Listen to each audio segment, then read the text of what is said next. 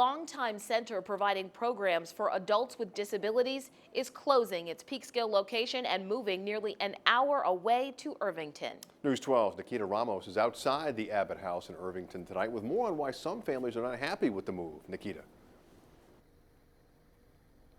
Yeah, one family I spoke with says they've been using the Keon Center's day programs and Peekskill for adults with disabilities for years. But now that everything is merging to the Abbott House here behind me, they say the longer commute and the short notice that they say that received is a difficult blow to bear.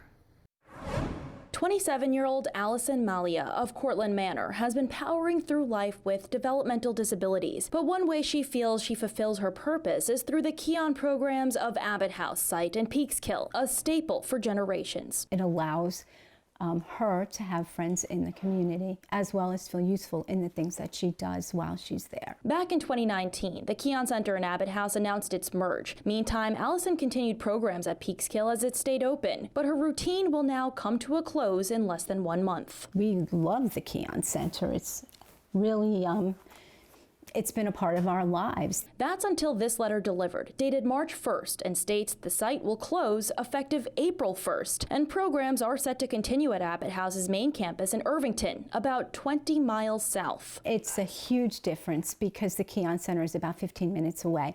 And the Abbott House Center from our house in a car is 40 minutes. And while the county's paratransit system can efficiently bring Allison to and from Irvington, her family says a long-distance ride with familiar people would be more ideal. But it boils down to deciding whether to take that longer route or scramble for alternatives in 1 month's notice. That is a very tight time frame.